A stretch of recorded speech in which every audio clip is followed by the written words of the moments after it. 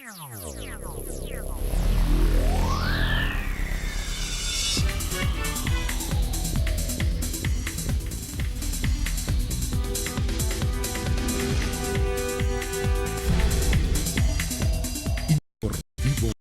TV está en ti.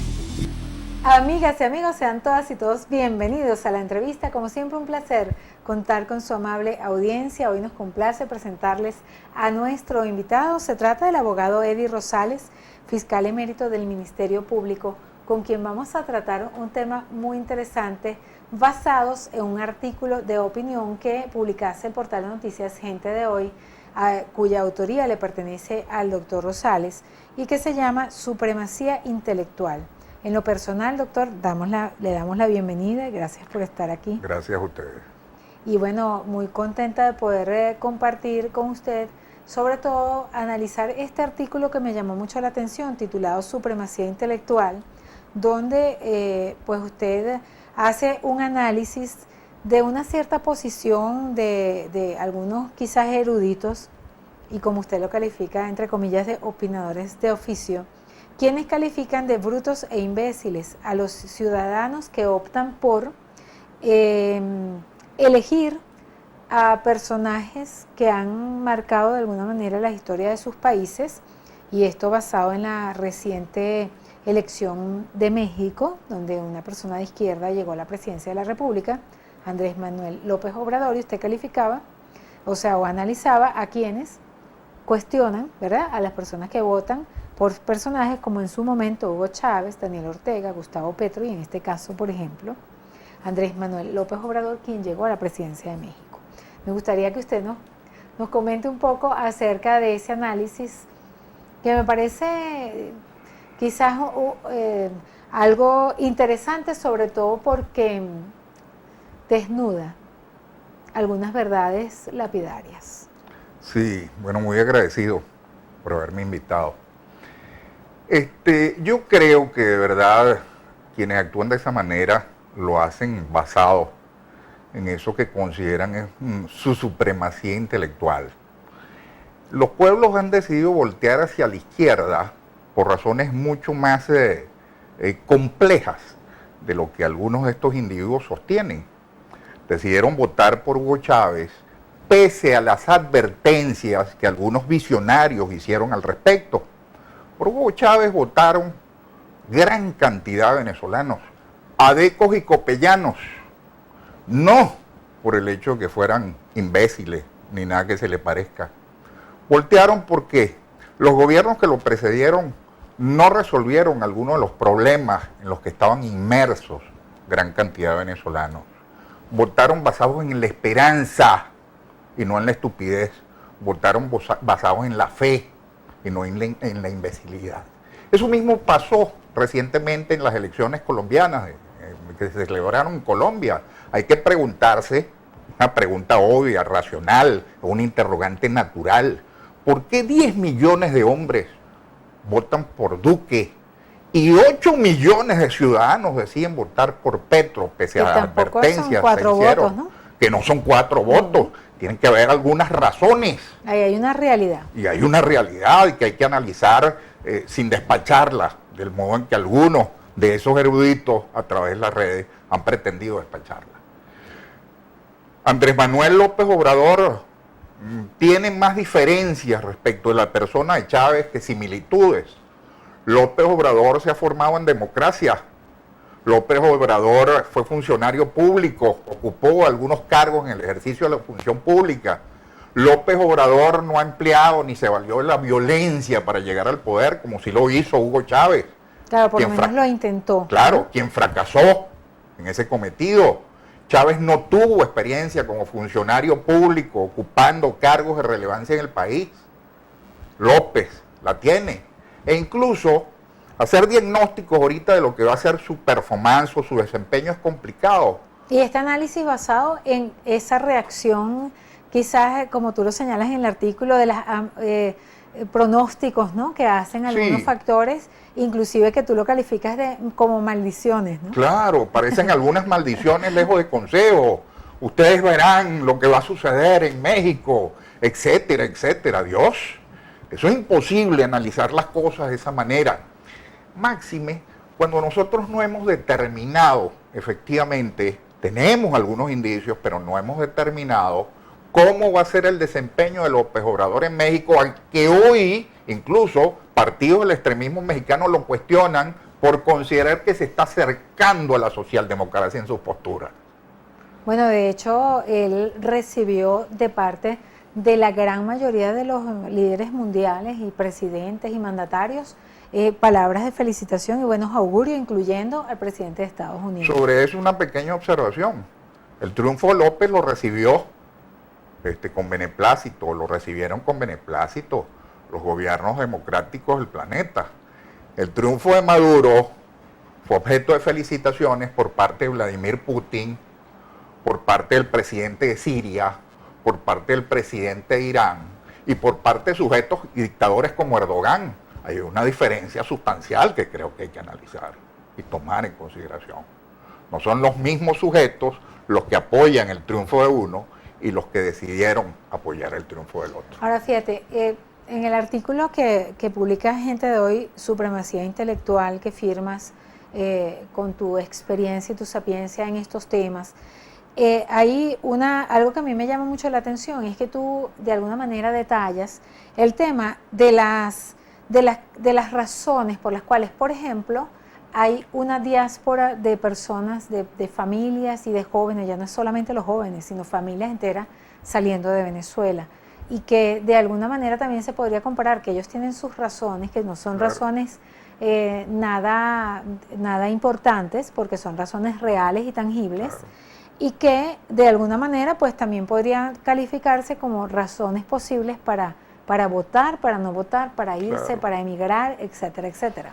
Porque los venezolanos que se han ido, yo establezco algún parangón entre lo que sucede en México y lo que sucede, la manera en que evalúan los acontecimientos y el futuro y toman decisiones, no solo los pueblos, ¿okay?, que se han visto olvidados, excluidos, etcétera, etcétera, sino los venezolanos que deciden huir de este país.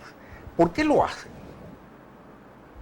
¿Por qué deciden en algunos casos irse del país en las condiciones en las que lo hacen? Llegando a sitios y a campamentos refugiados en los cuales carecen de dinero. Dramático, por Dios, ¿es producto de su imbecilidad o es más bien porque albergan de alguna manera la creencia de que el futuro puede ser distinto, puede ser mejor? Lo albergan basado en la esperanza, en la fe, etcétera, etcétera. Eso mismo pasa con esos pueblos. Es lo que pasa con esos pueblos. Voltean hacia la izquierda porque quienes los precedieron en el ejercicio del poder no han podido resolver problemas que han debido ser resueltos desde hace mucho tiempo. ¿Cuál es la herencia que le dejan 70 años de gobierno del PRI y 12 años del gobierno del PAN a López? Narcotráfico, violencia exacerbada, corrupción indetenible en lo que parece indetenible y un problema migratorio hacia los Estados Unidos que es brutal. Bueno, ahí están las condiciones en las que se han manejado las relaciones internacionales de México y Estados Unidos con temas tan lapidarios como por ejemplo la construcción del muro de Trump. Claro, exactamente. O sea, eso nada más es una evidencia de que ahí hay un drama, no un problema. Entonces, en quienes lo hacen, en aquellos que lo hacen, que deciden voltear hacia la izquierda o deciden irse al país o del país en esas condiciones, esas son personas que no elaboran argumentos sofisticados, como si lo hacen los eruditos. Pero muchos de esos eruditos están financiados por organismos internacionales fuera de Venezuela, por ejemplo. Algunos declaran fuera, por puras redes sociales. por supuesto, algunos fuera de Venezuela. Y ese es un tanto una soberbia que precisamente ha alejado a muchas de las personas más humildes de esos factores. Sin lugar a dudas. Y de cualquier planteamiento que puedan hacer. Comparto su opinión en plenitud. Porque lamentablemente creo que el poder en sí mismo pues debe ser noble, debe ser bueno, debe ser amplio, pero cuando es ostentado por personas que no saben manejarlo, se puede convertir en un arma de doble filo y en un caldo de cultivo para los instintos más bajos del ser humano, entre ellos la soberbia, pensando que la oficina del alcalde o la oficina del gobernador es de ellos, o pensando que el cargo de alcalde es un título universitario. Sí, además, nosotros no tenemos una catadura dotada de suficiencia como para impartir ese tipo de consejos. Nos dijeron que no votáramos por Chávez y lo hicimos. Nos dijeron, después de que murió, que no votáramos por Maduro y lo hicimos. Y nos dijeron, planteándonos algunas alternativas sin entrar a discutir el asunto de fondo, que no lo hiciéramos nuevamente por Maduro y lo volvimos a hacer. ¿Cuál es la catadura que tenemos nosotros para darle consejos al pueblo mexicano al respecto? Ahora fíjate, aquí en Venezuela se presenta una circunstancia muy particular en este momento histórico, y es que antes del proceso electoral de las presidenciales hubo una posición muy encontrada en factores de la misma oposición con respecto a la situación que había con el Consejo Nacional Electoral, que si iba a ser posible que se respetaran los votos o no. Y bueno, los venezolanos, que hay una cantidad de venezolanos muy importante que decidió no ir a votar, basados o en su propia condición de ciudadanos o en la convocatoria que hicieron algunos factores de oposición. Pero allí se construyó una tesis cuyo argumento era que después de ese proceso electoral iba a suceder un milagro, no sabemos de qué factor, que si un factor internacional, que si una potencia mundial iba a resolver el problema en Venezuela. Lo cierto es que de manera práctica, tangible, en Venezuela, el presidente actualmente es Nicolás Maduro. Y no vemos una situación como esas milagrosas que se plantearon algunos factores que llamaron a no participar y etcétera, etcétera. Por lo que me gustaría que tú analices en este momento qué consideras tú que debía hacer los factores de oposición para retomar la fe, para retomar la confianza, o esos venezolanos que dicen, oye, yo no me quiero ir de Venezuela, ¿qué hago? En la próxima parte, el análisis de nuestros invitados. Sigan con nosotros. Bueno.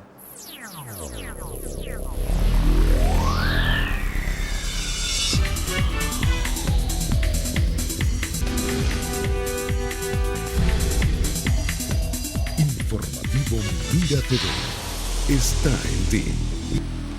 El abogado Eddie Rosales continúa con nosotros. Él es fiscal emérito del Ministerio Público y ahora columnista del importante medio digital Gente de Hoy, y el reciente artículo que publicase generó pues esta conversación, porque de alguna manera ese análisis que hace de la supremacía intelectual y esa cierta soberbia de algunas personas que opinan y califican y cuestionan las decisiones políticas de los ciudadanos, quienes están en una circunstancia muy difícil en este caso en Venezuela, y además de eso el resultado de alguna manera de factores de izquierda en otros países, y la posición política en líneas generales de cada uno de los venezolanos, quienes recientemente tuvieron una esperanza de que algún milagro iba a pasar después de las elecciones presidenciales para cambiar el gobierno. Vamos a estar claros, eso fue el argumento.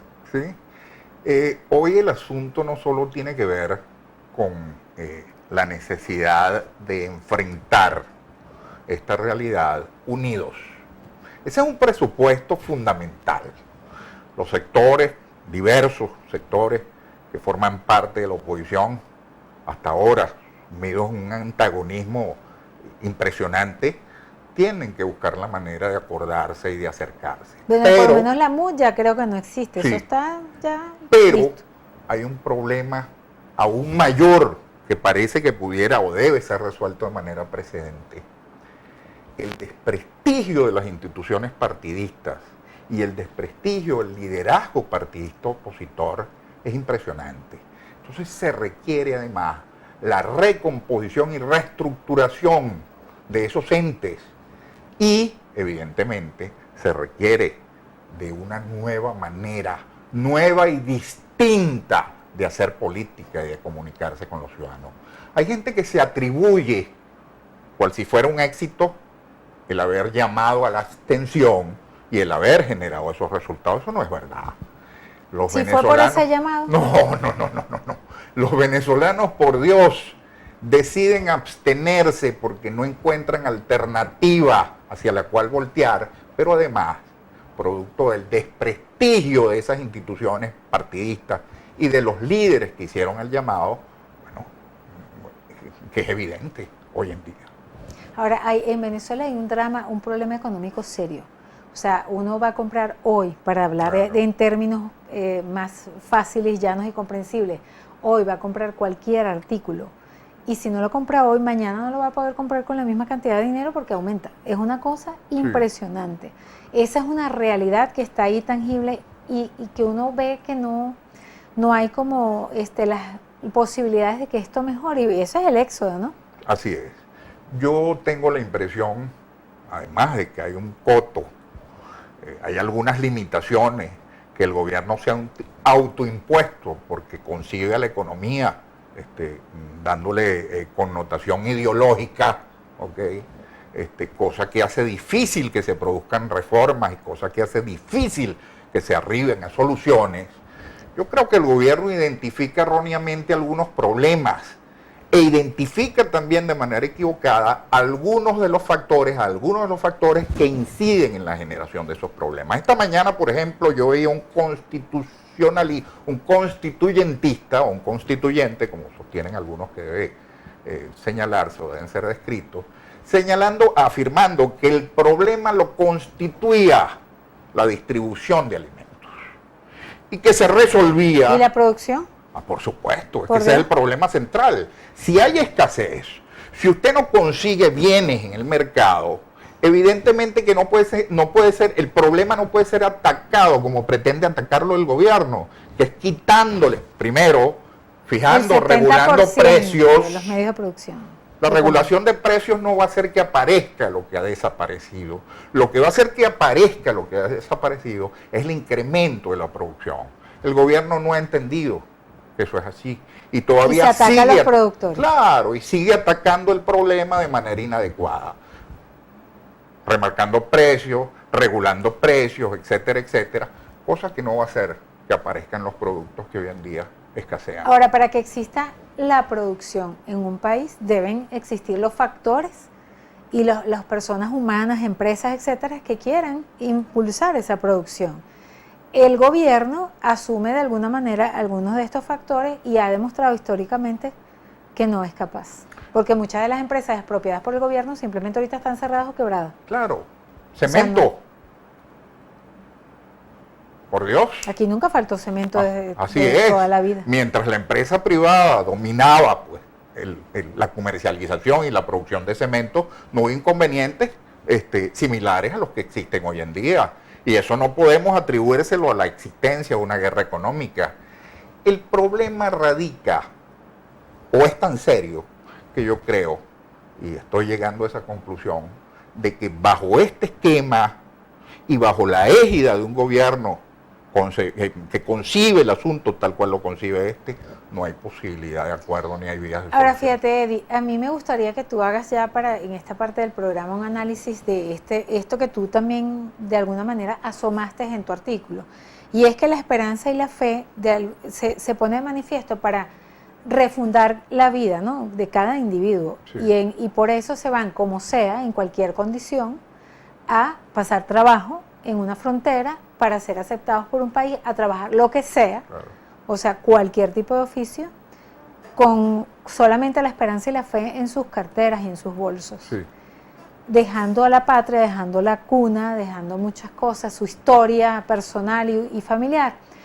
Esa esperanza, esa fe y esa fuerza humana de trabajo que se está yendo del país, ¿puede funcionar en Venezuela con un gobierno como este o está necesariamente vinculado con el gobierno, la persona, el ciudadano venezolano, la persona humana, para poder desarrollarse? Sí, la esperanza y la fe de quienes nos quedamos en el país tiene que estar orientada a modificar las cosas, a que se produzca un cambio, la sustitución del régimen, en mi opinión, por vía pacífica y democrática. Pero bajo este esquema, bajo estos parámetros y bajo esta concepción acerca de la vida ciudadana y del asunto económico, creo que no hay posibilidades de alcanzar una salida, arribar a la salida. Entonces la esperanza tiene que estar orientada hacia allá, en favor del cambio, en favor de la construcción de un país distinto, nuevo, distinto incluso, no solo a que ha sido el peor de los que hemos tenido, sino distinto a los anteriores. Porque aquella democracia fue imperfecta, pero esta es apocalíptica y aterradora. Para quienes creen que estamos en democracia, por cierto, ¿ok? Porque algunos la catalogan como una dictadura. Entonces la esperanza y la fe tienen que estar orientadas hacia allá, en favor del cambio. Señales que pudiese dar el gobierno de cambio, de posibilidades, de abrir un poco a un aire diferente, pues, ¿las has visto de alguna manera? En mi opinión, ninguna. Ni siquiera en el ámbito en el cual, de alguna manera, respecto al cual soy especialista, el otorgamiento de libertades acordadas, ¿ok? Es cuestionado porque se habla más de excarcelaciones que de libertades. Todos sabemos que las libertades plenas no se produjeron en líneas generales frente a estas liberaciones. Son sujetos que salieron de la cárcel, pero siguen sometidos a procesos injustos y amañados. Esas no son muestras precisamente de apertura. Eddie, ¿sabes que de alguna manera, pues personas como tú que tienen un criterio muy particular, quizás pueden las personas calificarlo, bueno, ellos no están con nadie, ese tipo de personas que tienen un criterio como el del doctor Eddie Rosales, porque siempre ha sido muy crítico, obviamente, a las cuestiones del gobierno y a la ideología y la manera económica como ha manejado el asunto, pero también ha sido crítico a sectores de oposición. De hecho, este artículo es muestra de ello, porque tú estás de alguna manera infiriendo que esos factores que critican no tienen argumentos y tampoco tienen razones para criticar a las personas que estén buscando un camino diferente. Entonces, me gustaría, como ya para cerrar, una posición hacia las posibilidades que tienen las personas, o qué orientación puedes dar tú para mejorar esto, para mejorar cada individualidad. Nosotros tenemos que exigirle al liderazgo opositor que asuma su rol histórico. Las protestas que se han generado en este país, que no son nada desestimables, desde el punto de vista cualitativo, desde el punto de vista cuantitativo, no están siendo dirigidas por políticos. No hay posibilidades de que los líderes opositores, no hay hasta ahora, posibilidad hay, pero el liderazgo opositor no se ha vinculado orgánicamente a esas protestas. Esas protestas no generan la posibilidad alguna, pese a que son necesarias, etcétera, etcétera, si no hay una conducción atinada, etcétera, etcétera, de que arribemos a donde tenemos que arribar. Porque fíjate, yo ahorita percibo que no sé dónde están los líderes opositores en Venezuela. Hay como un vacío. Por Dios, por fin se unieron, y eso es innegable, pero en torno a la pasividad.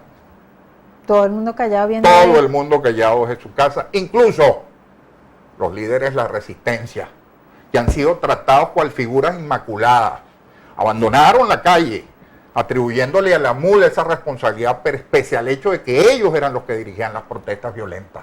Nunca asumieron una postura autocrítica frente a la derrota que se les infirió, porque después de haberse perdido 100 y pico de vidas en una protesta repetitiva a lo largo de 4 meses, jamás hicieron un balance acerca de lo positivo o negativo de esa actuación. Pues los líderes de la resistencia, esos inmaculados, esos que algunos tratan cual si no tuvieran mácula alguna, también tienen que autocriticarse en este país. Eddie, como siempre, un placer conversar contigo. Bueno, esperamos con muchas ganas tu próximo artículo en Gente de Hoy y veremos de qué se trata. Eso es una sorpresa, ¿verdad? Gracias, sí, seguro. Muchísimas gracias al abogado Eddie Rosales, fiscal emérito del Ministerio Público, por su amable conversación. Nosotros les recordamos que usted podrá repetir y ver esta entrevista una vez más a través de www.gentedehoy.com y les invitamos a seguirnos en nuestro canal en YouTube. A nombre de nuestras productoras Andrea León y Lourdes Navas, quien tuvo el inmenso placer de conversar con ustedes, Teisio Oropesa, bajo la dirección de Antonio Abrantes, nos despedimos deseándoles una maravillosa jornada.